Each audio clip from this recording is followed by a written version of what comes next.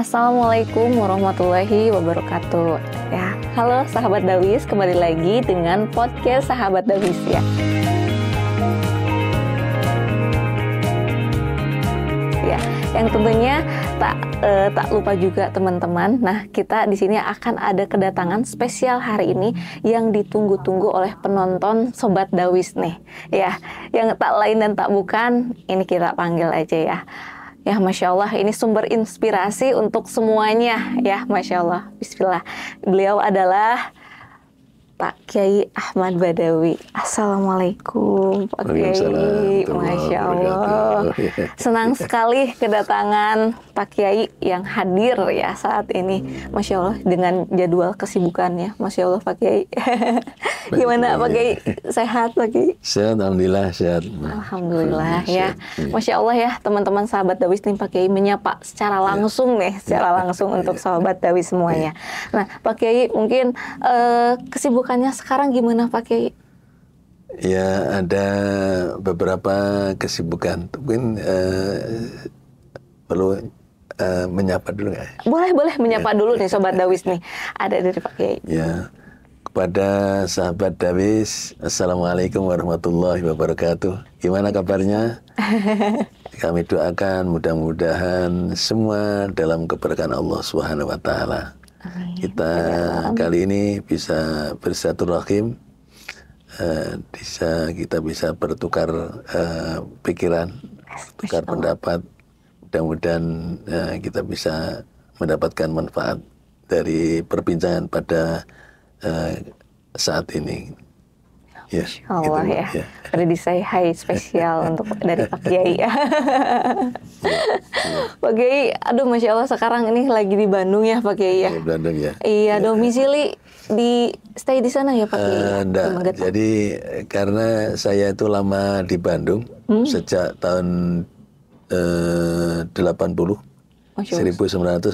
saya masuk Bandung. Saya belum lahir. Kemudian sampai hari ini ya menjadi orang Bandung sesungguhnya. Oh. Tapi ada kegiatan di Jawa Timur, di daerah Magetan, sehingga kami harus berbagi waktu.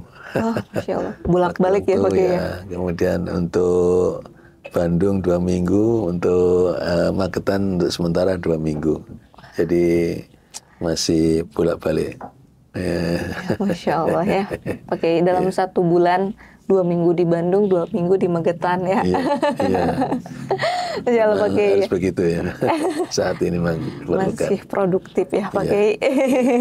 Nah Pak Kiai, kalau untuk kesibukannya sekarang Pak Kiai, selain untuk kegiatannya ada di Magetan, ada di Bandung. Selama di Magetan ini seperti apa Pak Kiai? Kebetulan kami sedang merintis pembangunan pesantren di Magetan, persisnya di Desa Purwodadi, Kecamatan Barat, Kabupaten Magetan. Dan kami punya warisan dari bapak saya. Oh, Masya Allah. Orang tua. Supaya lebih manfaat, lebih maslahat, ya kami jadikan satu area untuk merintis pesantren di sana. Aduh, Masya Allah, warisan akhirat ya Pak Kiai. Ya, mau kemana lagi? Kalau sudah ini, tapi itu sebenarnya ada kaitannya dengan program program kegiatan sebelumnya gitu. Sebelumnya. Nama pondok pesantrennya apa Pak Kiai? Di Magetan. Pondok pesantren Darul Hanin. Darul Hanin ya, tepatnya di Magetan ya Pak Kiai. Magetan. Dan ini pondok alumni dari pondok pesantren Baitul Hidayah yang ada di Bandung. Oh. Yang kami juga ada di dalamnya. Oke, jadi alumni dari Baitul Hidayah gitu. Terus kemudian kita coba untuk mengcopy, kita jadikan satu pesantren alumni dari Baitul Hidayah. Masya Allah ya. Ya.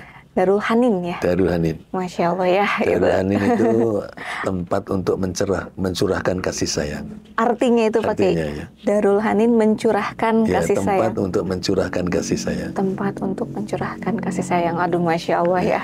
Rahmatan lil alamin ya. Iya. Masya Allah, Pak Kiai.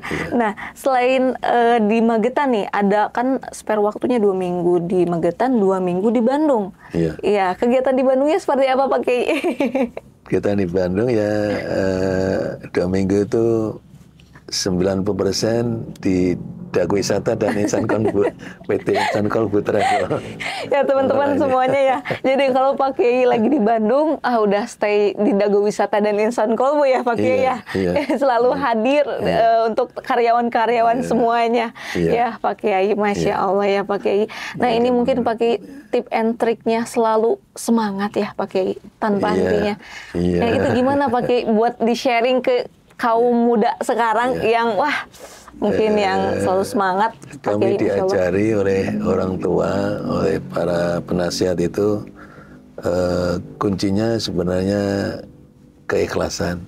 Ikhlas ya. Jadi kalau ikhlas itu akan mereduce hal-hal yang memang akan menyebabkan kita ini sakit atau kurang nyaman dalam jiwa, kemudian kurang nyaman dalam kehidupan.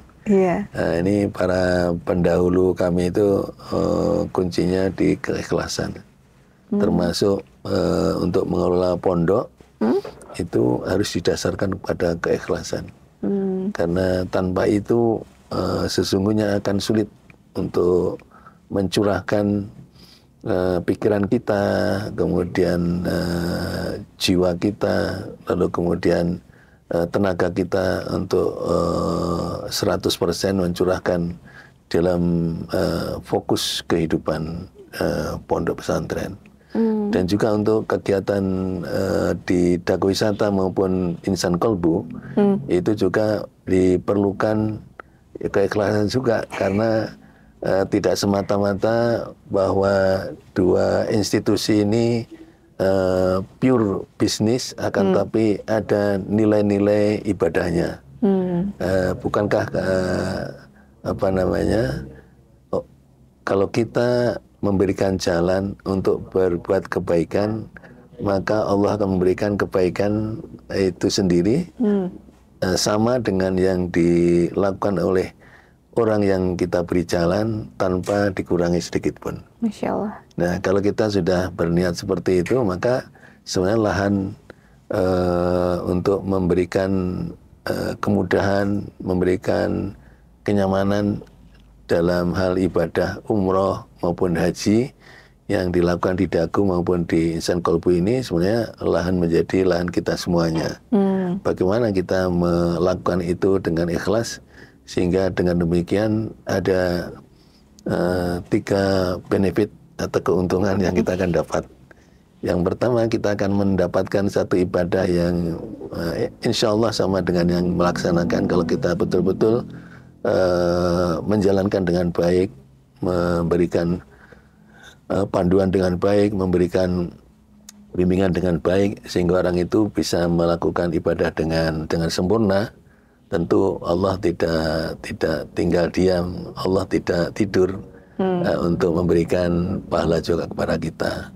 Lalu kemudian sebagai seorang Muslim, dakwah menjadi suatu hal yang katakanlah dakwah bagi seorang Muslim itu harga mati.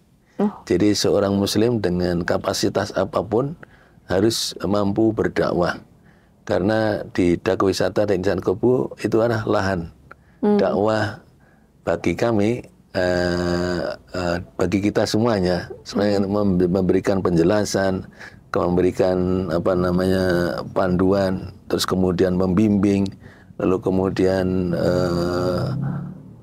memberikan semangat kepada mereka agar mereka itu betul-betul tumbuh ketakwaannya kepada Allah Subhanahu wa taala. Tentu itu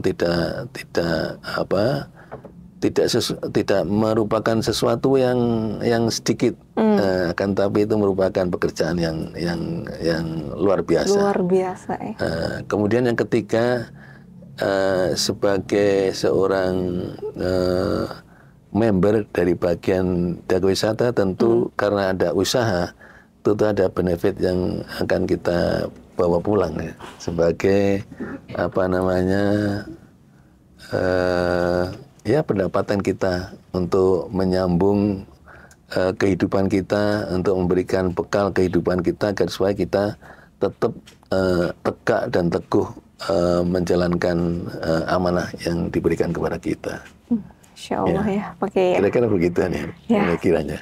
Jadi harus semangat, selalu ikhlas ya, pakai selalu ikhlas. Dan itu bagian dari, kalau kebaikan kan menyebar ya, pakai ya.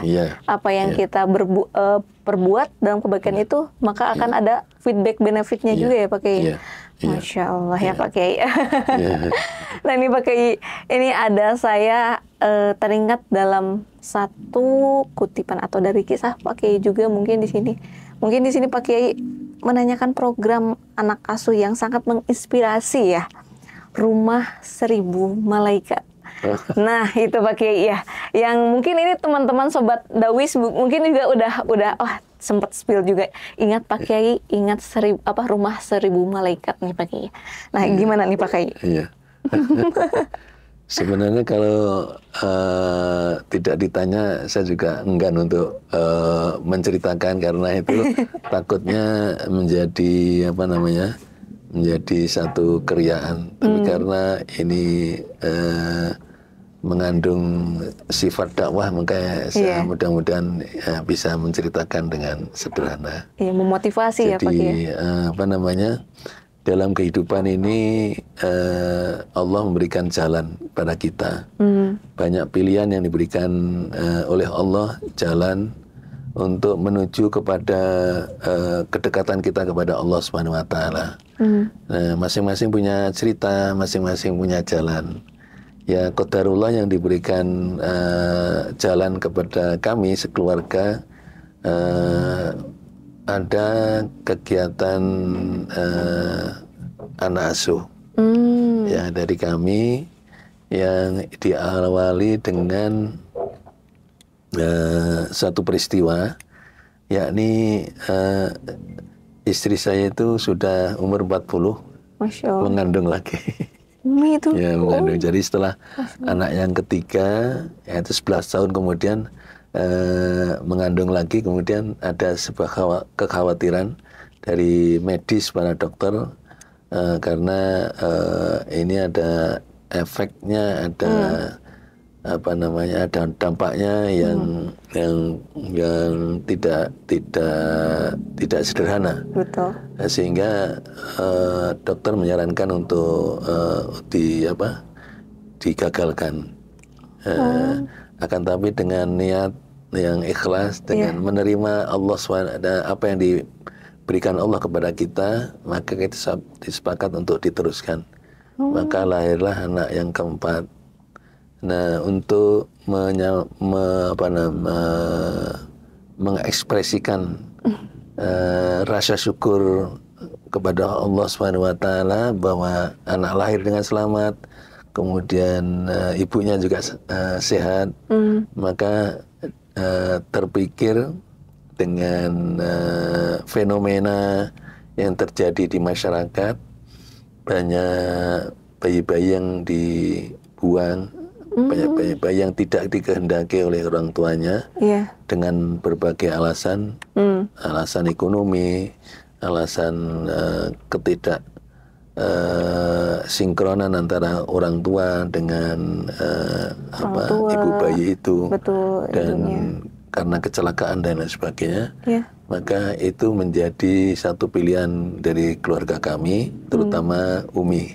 Umi yang paling semangat, sehingga ada bayi-bayi yang harus kita bawa pulang, kemudian kita besarkan menjadi anak asuh, menjadi teman sebaya dengan anak kami yang paling kecil.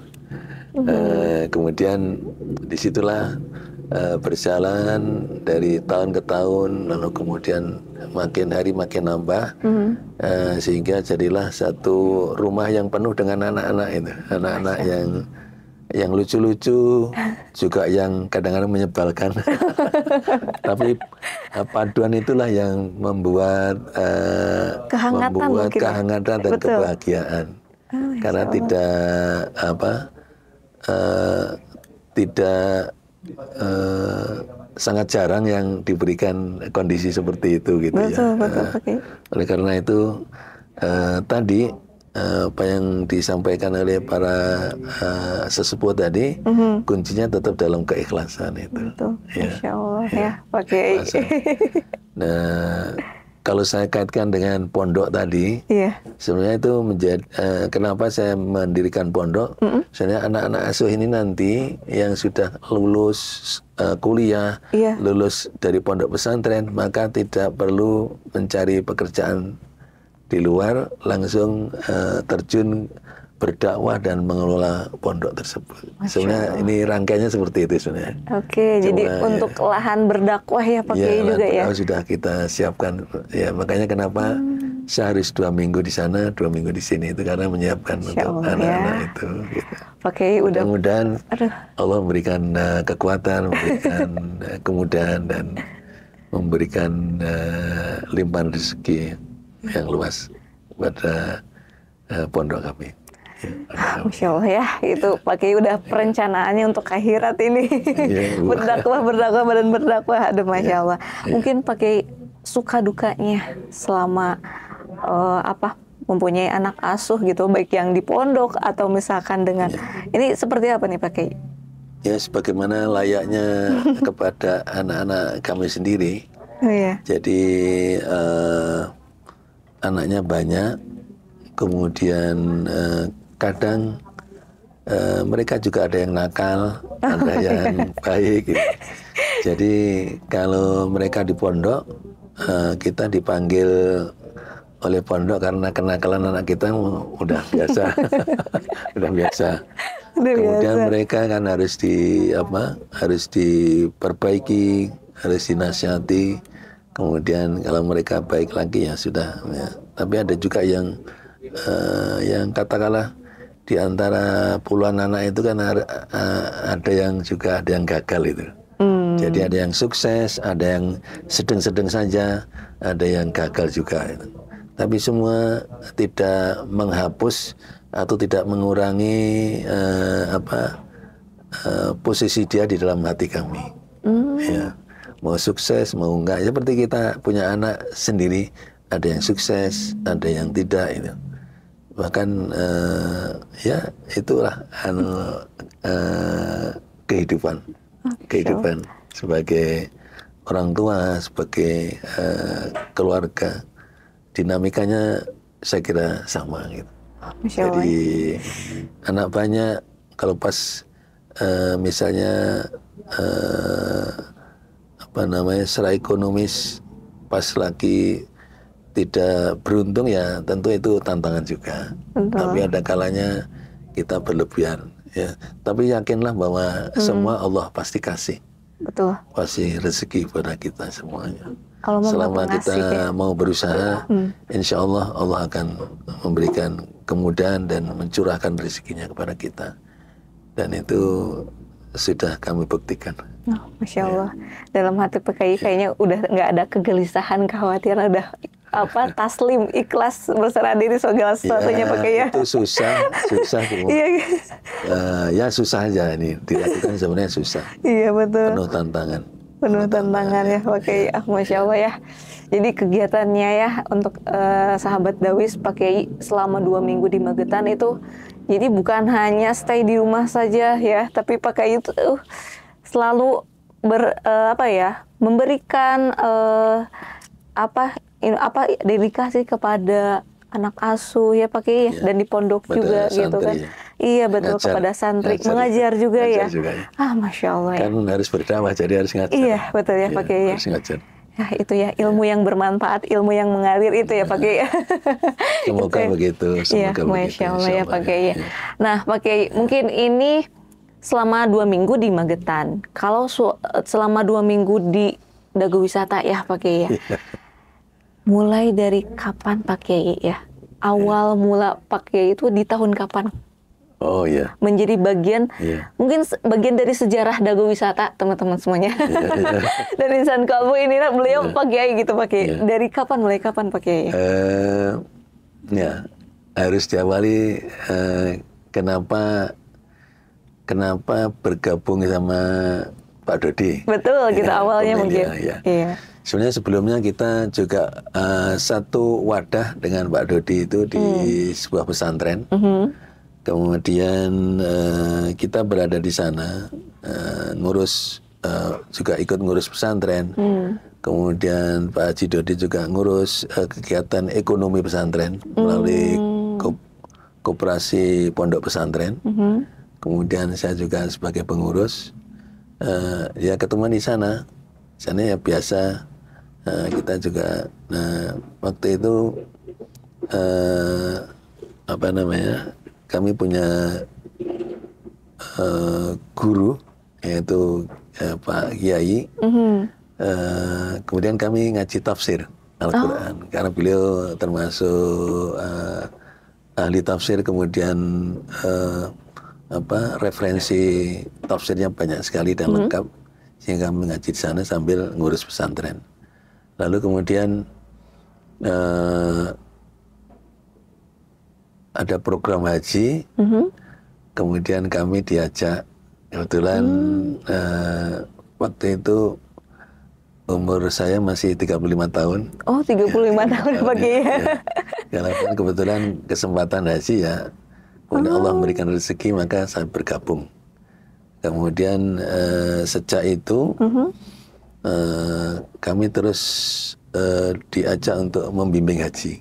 Masya Allah, jadi awal mulanya tuh dari sana membimbing haji. Membimbing haji ya. Haji, kemudian sampai dari 1993 saya pertama haji, kemudian setelah itu diajak bimbing haji di KBIH tersebut. Kemudian setelah itu kami tahun 2004 itu kami dibatasi untuk pergi bimbing. 2004. 2004 karena kami harus fokus ke pekerjaan kami sebagai karyawan di BUMN, dan kami ditugaskan untuk megang pemasaran di Asia Tenggara. Jadi pasarnya di Singapura, Malaysia, kemudian Timor Leste sama Bangladesh yang saya pegang gitu. Jadi untuk untuk proyek-proyek terutama proyek perkereta-apian sama broadcasting system. Baru kemudian 2004, 2009 saya pensiun. Oh, 2009 pensiun. Jadi di umur 40-an ada Pak Kiai? Atau belum? Lebih dari itu. 55. Oh, 55. 55 pensiun. Jadi sebagai pembimbing di Dago Wisata untuk yang haji itu masih ada kegiatan bekerja juga ya Pak Kiai itu ya? Saya masih bekerja di BUMN sambil jadi pembimbing haji. Saya juga kadang-kadang ngaturnya gimana itu. Jadi saya terus terang sama direktur saya bahwa saya diperlukan untuk bimbing haji. Hanya pesannya, kamu orang marketing jangan setiap tahun ya, katanya. Boleh asal tidak setiap tahun, makanya kita kasih gang lah, mungkin 2 tahun, 3 tahun gitu, haji gitu. Masya Allah ya, pakai itu. Nah, terakhir 2004 saya di stop. Sementara kamu jangan berhaji dulu, tapi ini karena ada kegiatan di luar negeri, kamu pegang itu Singapura, Malaysia sama Timor Leste. Ya udah, alhamdulillah saya bisa mungkin setiap minggu ke Malaysia, setiap minggu ke Singapura. LDR ya sama Umi ya pakai ya. Aduh, Masya Allah. Jadi awal mulanya ya pakai ya. Terus tahun 2009 begitu pensiun saya ketemu Pak Dodi. Terus kemudian bicara-bicara mau bikin unit umroh di travelnya. Kemudian kita mencoba untuk kolaborasi. Itu di awal tahun? Di awal tahun 2010. 2010 ya pakai. 2010. Kita memang kerjasama dulu dengan dengan travel di Jakarta. Oh, pihak ketiga ya, Pak Kiai? Pihak ketiga gabung mungkin 1 tahun, tapi 2011-nya kita sudah berdiri sendiri, jalan sendiri. Jadi sekarang tapi hubungan ini kita dengan travel itu masih baik. Silaturahminya, Masya Allah. Travelnya namanya Makbullah. Oh, Makbullah. Itu awal dari kerjasama kita menjadi menjadi partner, katakanlah agen lah gitu, agen di Bandung untuk mengembangkan ini umroh melalui Dago. Masya Allah. Dan kemudian kita berdiri sendiri 2011, 12 sampai sekarang. Terus kemudian di awal tahun 2015 ini kita mendirikan Insan Kolbu. 2015 itu ya Pak Kiai. Jadi Insan Kolbu itu awal mulanya di tahun 2015. Kenapa kita mendirikan itu? Karena Dago Wisata mengambil pangsa pasar yang ekonomi, sehingga diperlukan program eksekutif untuk mengakomodir masyarakat yang memang memerlukan kelas eksekutif. Maka dibuatlah Insan Kolbu sampai sekarang. Masya Allah gitu. ya. Jadi itulah bakal dari Dago dan Cikal Insan bakal Kolbu. Dago Wisata dan Insan Kolbu ya.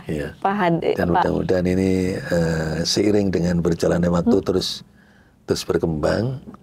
Dago Wisata tetap konsisten untuk melayani masyarakat. Kemudian dengan dengan program-program yang ekonomis. Kemudian Insan Kolbu memfokuskan pada program-program yang eksekutif yang juga banyak diperlukan oleh masyarakat. Ya. Jadi, Masya Allah. Kira-kira begitu. Perjalanannya panjang ya Pak Kiai ya. Iya. Masya Allah ya itu ternyata dari tapi awal. tidak terasa karena disibukkan oleh satu aktivitas yang tadi, sehingga melupakan waktu. Tahu-tahu udah Januari lagi gitu. Seperti sekarang, tahu-tahu udah Januari 2025. Ya, harus merencanakan kegiatan tahun 2025. Ya oke. Pak Kiai mungkin sekarang kan masih aktif nih Pak Kiai untuk membimbing juga ya Pak Kiai ya. Alhamdulillah. Masya Allah nih Pak Kiai itu ya selalu semangat ya. Aduh Masya Allah itu. Mungkin Pak Kiai ada pengalaman pada saat membimbing ya, terutama kemarin teman-teman semuanya Pak Kiai itu membimbing di keberangkatan umroh plus Uzbekistan di tanggal 14 Desember 2024, betul ya Pak Kiai? Betul, nah Pak Kiai dari kejadian keberangkatan kemarin mungkin ada yang menarik Pak Kiai, ada momen menarik yang bisa di-share untuk teman-teman semuanya? Iya. Kemarin memang buat saya ada yang spesifik.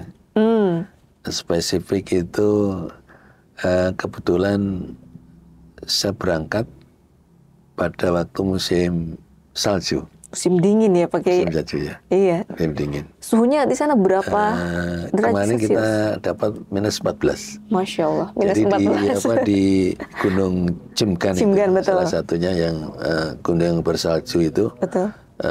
Waktu itu kita di -14, sehingga kami juga harus mengatur ritme perjalanan. Mulai dari bawah sampai ke atas naik kabel kar, kemudian di atas kita juga menikmati turunnya salju di Gunung Cimgan. Iya. Kemudian kita juga bisa menikmati kopi di atas itu. View-nya bagus ya, semua Masya Allah. nikmat itu. Kemudian sebenarnya kan dilihat dari seperti di Indonesia ada hijau-hijau kan, di sana semua putih. Semuanya putih ya karena Pak Kiai. tertutup salju. Itu juga merupakan pemandangan yang indah juga buat kami.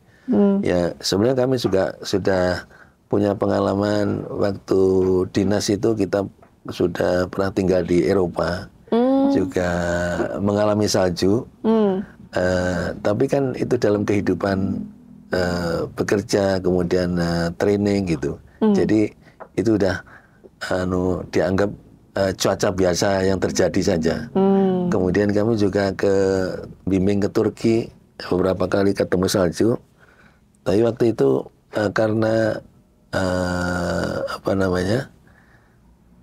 karena salju itu sudah pernah di Eropa, jadi menurut saya biasa saja. Jadi udah Tapi yang adaptasi. sekarang ini saya nggak tahu ya. Ada rasa sangat excited gitu. Oh iya, oke. Excited. Jadi kenyamanan itu betul-betul terasa. Mungkin karena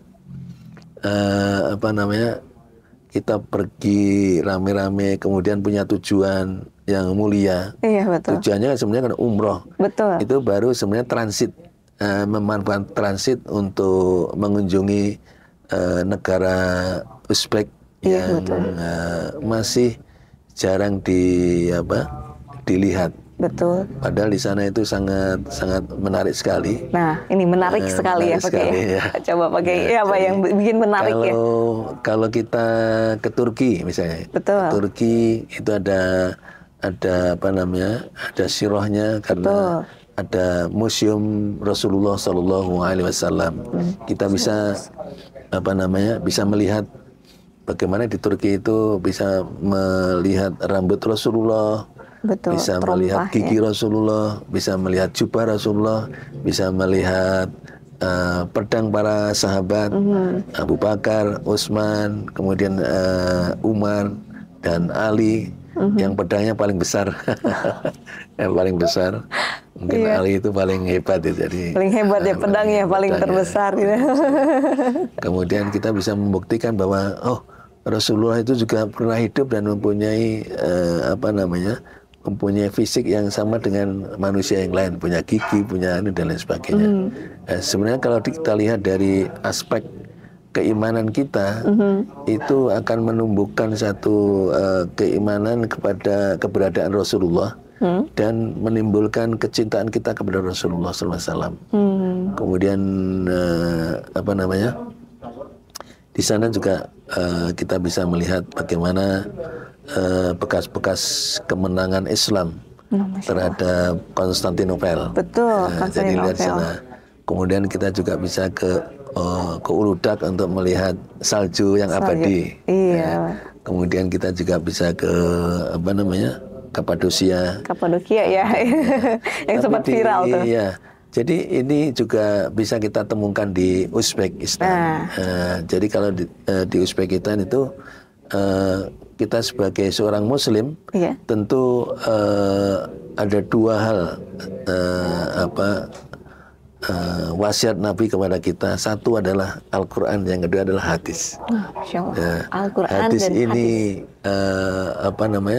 berbagai sumber hadis yang kita pelajari, kemudian berbagai riwayat yang kita temukan. Salah satu perawi yang terkenal, yang banyak dikagumi oleh kaum muslimin adalah Al-Imam Al-Bukhari. Insyaallah ya. Itu tempatnya di Uzbek. Tepatnya di Uzbekistan ya. Uzbekistan. Iya. Walaupun diketemukannya makam Imam Bukhari itu harus melalui satu peristiwa yang katakanlah mendapatkan atensi dari presiden pertama kita, dari Bung Karno. Betul. Karena waktu itu menjadi satu syarat ketika beliau mau diundang oleh Presiden mungkin di sana Uni Soviet ya, Presiden Uni Soviet pada waktu itu, beliau minta supaya makam Imam Bukhari itu ditemukan dan kemudian dibongkar. Diurus lah gitu. Diurus ya pakai. Maka itu menjadi syarat. Dan kemudian disitulah timbul kecintaan orang-orang Uzbekistan kepada Indonesia. Jadi ada hubungan batin karena peristiwa itu. Oh, Masya Allah ya.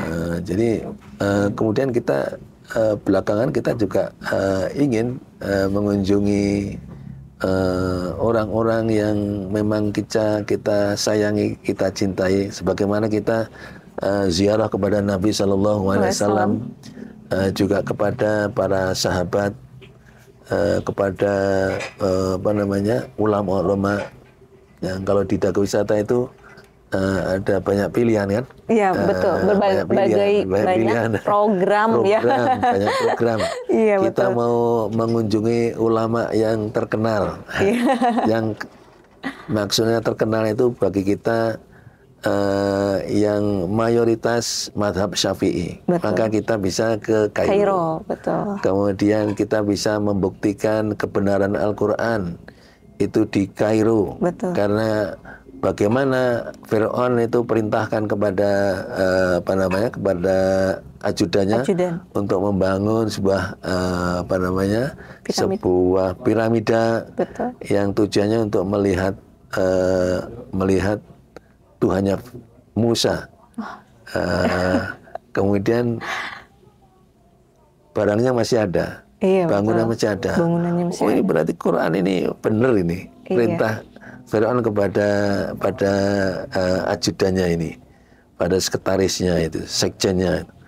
Kemudian bagaimana Fir'aun itu diselamatkan oleh Allah ketika dia tenggelam di air laut, kemudian oleh Allah dipinggirkan, diselamatkan. Di dalam Al-Quran itu jasad Fir'aun diselamatkan oleh Allah untuk menjadi teladan, menjadi ibrah bagi masyarakat berikutnya.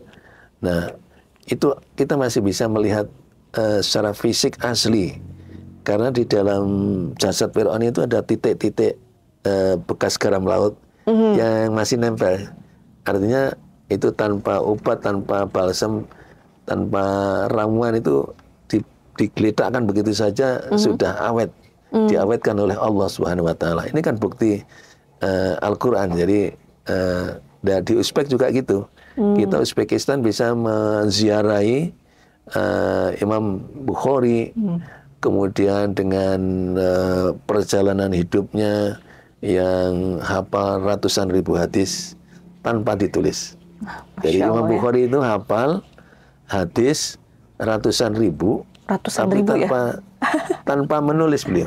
Tanpa menulis, tapi selalu diingat ya Pak Kiai. Nah, kalau dilihat di dalam perjalanan itu memang murid-muridnya nulis, tapi beliau tidak nulis. Beliau tidak menulis, tapi diingat ya Pak Kiai ya. Ingat. Padahal ingatnya kan, kalau orang itu ingat 10 hadis saja susah itu. Iya betul, apalagi ini 1000. Ratusan ya, Masya Allah, luar biasa. Luar biasa. Nah, kalau kita menyadari keluar biasaan Imam Bukhari itu, ya kita sebagai orang Muslim tentu ingin menziarahi, barangkali ada teladan yang bisa kita ambil dari sana. Kemudian kita ziarah, kemudian berdoa di sana, lalu kemudian kita melihat perjalanan Imam Bukhari berangkat dari dari Uzbek karena dia dilahirkan di sana. Lalu kemudian pada usia 16 dia diajak ibunya untuk pergi haji. Tapi beliau tidak pulang. Untuk kemudian beliau menimba ilmu di Mekah, di Madinah, kemudian katakan di Basra, di Irak itu. Kemudian sampai kembali ke Uzbek itu pada usia 60 tahun. 60. Jadi berangkat 16, pulang 60. Nah, itu luar biasa. Sehingga beliau di sana menjadi menjadi satu panutan di Uzbekistan. Muridnya banyak, kemudian dia ajarkan hadis-hadis Rasulullah. Kemudian hadis-hadis yang diambil atau diriwayatkan Imam Bukhari itu betul-betul hadis-hadis yang sahih, hadis-hadis yang bisa dipercaya. Kemudian dia sangat selektif dalam memilih, menelusuri hadis-hadis, sangat selektif. Misalnya ada sebuah hadis yang sanadnya atau jalannya itu melalui orang yang pernah berbohong, sekali bohongnya itu sudah tidak dipakai. Terus ada sanad yang melihat kehidupan salah satu orang itu, dia buang air berdiri itu aja sudah nggak dipakai. Oh. Jadi sangat selektif, sangat teliti. Nah kalau kita makin dalam, makin makin tahu tentang Imam Bukhari, pasti akan terikat hati kita atau terhubung dengan hati kita. Sepertinya kita dengan Imam Bukhari itu sangat dekat sekali dalam kehidupan kita, karena kita selalu melaksanakan hadis-hadis Rasulullah yang yang diriwayatkan oleh Imam Al-Bukhari. Masya Allah ya. Jadi itu satu poin ya, satu poin. Baru satu poin. Satu poin ya Pak Kiai, yang menarik gitu. Yang menarik itu bagi orang Islam, apalagi kita mau ibadah umroh, betul, tentu mengkondisikan hati, mengkondisikan spirit kita itu lebih kuat, agar supaya ketika kita beribadah ke Masjidil Haram, ke Nabawi, itu hati kita sudah siap, kemudian bertemu dengan Rasulullah, ziarah di Rasulullah, hati kita sudah hubung. Jadi Allah menghubungkan gitu ya? Karena ada hadis yang diriwayatkan oleh Imam Bukhari ini, kemudian kita sepertinya ada satu rangkaian antara apa yang kita pelajari lalu dikaitkan dengan sumbernya Rasulullah SAW itu. Jadi tidak ada yang terputus itu hubungan kita antara kita, Rasulullah, kemudian para perawi hadis ini, yang salah satunya adalah Imam Bukhari. Masya Allah. Kalau betul-betul kita fokusnya. Tapi kita juga bahwasanya bepergian itu diperintahkan oleh Allah. Betul. Jadi piknik itu diperintahkan oleh Allah. Piknik itu ya. Piknik itu diperintahkan. Apalagi jadi itu kalau piknik itu bahasa Indonesia ya Pak. Kalau healing, traveling. Traveling. Gitu. Ya, traveling itu diperintahkan oleh Allah. Di dalam Al-Quran surat Al-Mulk ayat 15 Allah perintahkan bahwa Allah itu Allah itu menggelar alam ini dengan mudah untuk memudahkan hambanya untuk melaksanakan perjalanan di atasnya. Nah, kalau kita sudah diperintahkan itu, maka apa yang harus kita lakukan? Ya kita meninggalkan kampung halaman kita untuk melakukan perjalanan atau traveling ke tempat lain untuk melihat kebesaran Allah Subhanahu wa Ta'ala, bahwa alam semesta itu tidak hanya di Bandung, tidak hanya di Magetan, tidak hanya di Indonesia. Ternyata ada daerah lain dengan alam kekayaan yang juga luar biasa. Nah, itu akan menumbuhkan dua hal. Artinya keimanan kita kepada kebesaran Allah itu makin meningkat. Kemudian rasa syukur kita kepada Allah juga makin meningkat, karena Allah sudah memberikan kesempatan, memberikan kesehatan, memberikan kemampuan untuk melakukan perjalanan di bumi Allah yang lain. Nah ini, jadi nggak ada yang minus itu, semuanya positif ya. Jadi perjalanan diperintahkan oleh Allah, traveling diperintahkan Allah, kemudian kita bisa menikmati di sana. Ada gunung yang bersalju, ada kemudian bangunan kuno ya, heritage yang ciri khas Uzbekistan. Itu selalu ada fasad itu seperti lengkung-lengkung gitu loh. Jadi setiap bangunan arsitekturnya itu selalu ada fasadnya. Nah, di dalam fasad itu kalau di Madinah kan ada kotak coklat putih gitu. Nah, kalau di sana dilukis. Ornamennya tuh ada. Ornamennya ada.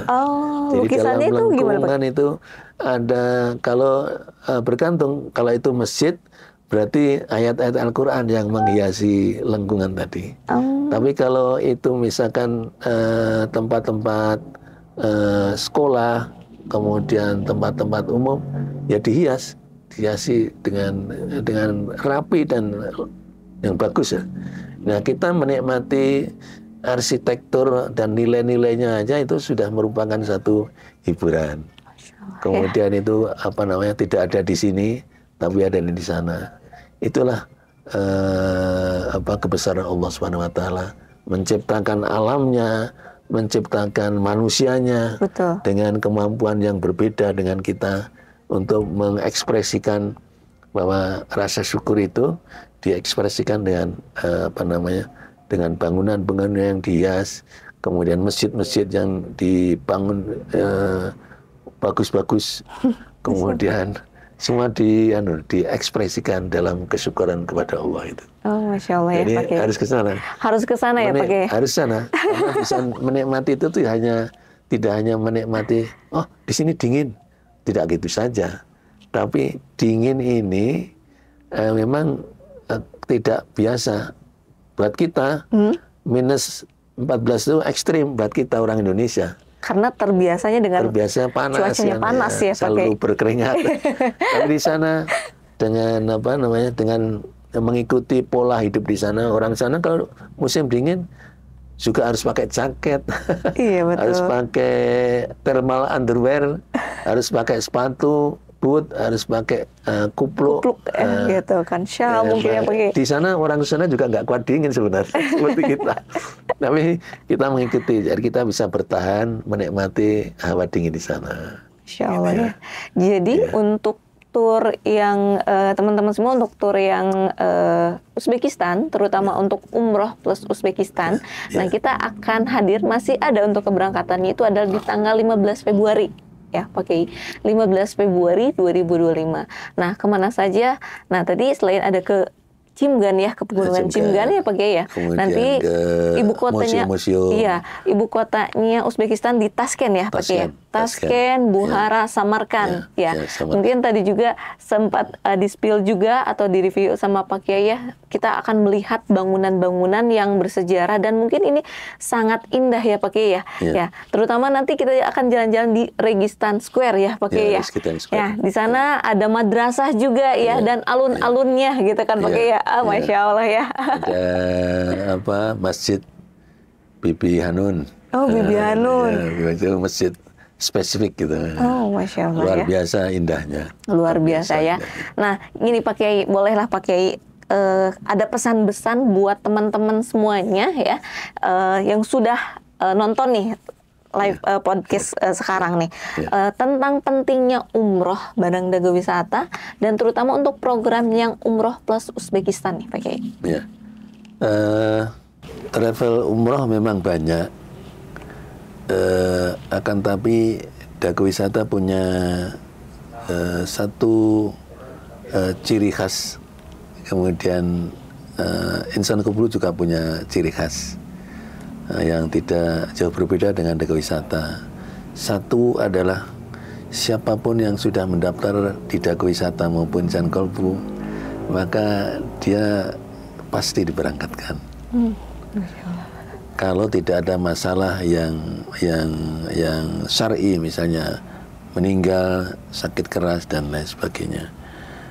Kemudian yang kedua, variasi, karena pengalaman Dago Wisata yang cukup banyak itu dan sudah mempunyai pengalaman berbagai destinasi, digabungkan dengan umroh. Apakah itu umroh plus Eropa, umroh plus Aqsa, umroh plus Mesir, umroh plus Turki, umroh plus Oman, umroh plus Kairo, dan bahkan ada umroh plus Malaysia. Itu semua diberikan kesempatan untuk melakukan itu. Kemudian ada umroh yang reguler pun banyak sekali variasinya, mulai dari umroh backpacker, umroh yang paling sederhana tapi dikelola dengan profesional. Kemudian umroh eksekutif, umroh reguler, dan kadang-kadang di momentum dipaskan 2 Jumatan di sana, 1 Jumat di Madinah dan 1 Jumat di Mekah. Kemudian ada momentum Isra Mi'raj, kemudian Maulid di Madinah, kita berbondong-bondong di sana, kemudian menikmati bagaimana kedekatan kepada Rasulullah dengan terus mengumandangkan salat kepada Rasulullah SAW. Ini jadi banyak sekali. Jadi tidak akan pernah habis program apa saja ada di Dago Wisata. Oleh karena itu pilihan Dago Wisata sebenarnya pilihan yang paling tepat bagi masyarakat. Di samping harganya terjangkau, kemudahannya pasti didapat, lalu kemudian pembimbingnya, Masya Allah, pembimbingnya dengan seleksi yang ketat, lalu kemudian jumlahnya banyak, lalu kemudian pembimbing itu diberikan upgrade dalam 1 tahun itu 2 kali. Kita coba istilahkan dengan lokakarya pembimbing Dago Wisata, kadang di Bandung, kadang di Purwakarta, di Jatiluhur, kadang di Pangandaran, ya. Jadi berbagai pembinaan pembimbing itu kita lakukan sehingga pelayanan yang diberikan kepada jamaah, bimbing yang diberikan jamaah tentu terus-menerus kita perbaiki sejalan dengan pesan-pesan dari manajemen ISO 9001 yang kami pakai. Ya, ini improvement selalu kita lakukan secara terus-menerus, perbaikan secara terus-menerus, dan dalam istilah Al-Quran, istiqomah itu kita jalankan selaras dengan manajemen ISO 9001 tahun 2015. Maka tidak salah kalau kita memilih Dago Wisata dan Ihsan Qalbu. Masya Allah ya, itu udah ada pesan-pesan langsung ya dari Pak Kiai. Masya Allah Pak Kiai ya. Alhamdulillah Pak Kiai, hatur nuhun, jazakallah khairan katsiran Pak Kiai udah diundang langsung. Masya Allah Pak Kiai, hari ini yang langsung akan pergi lagi ke Magetan. Masya Allah Pak Kiai. Ya, insya Allah. Ya, Bismillah. Semoga dikuatkan Pak Kiai dan selalu semangat ya. Jadi untuk kaum muda jangan patah semangat ya. Ini Pak Kiai juga masih semangat ya. Masya Allah, ini dalam 1 bulan udah pulang pergi Bandung dan Magetan. Masya Allah ya. Nah teman-teman semuanya, terima kasih yang sudah menonton podcast hari ini, terutama bintang tamu dan gestarnya itu adalah Masya Allah Pak Kiai. Dan teman-teman gak usah khawatir juga, kita akan hadirkan kembali ya tamu-tamu yang menginspiratif ya, dan bintang tamunya siapa lagi ya. Makanya teman-teman jangan lupa tonton terus podcast ya, podcast Dago Wisata yang kita akan tayang ya, selalu diupdate ya teman-temannya, like, komen, dan subscribe ya. Oke teman-teman, terima kasih Pak Kiai, jazakallahu khairan katsiran atas waktunya, hatur nuhun ya teman-teman. Terima kasih, wassalamualaikum warahmatullahi wabarakatuh.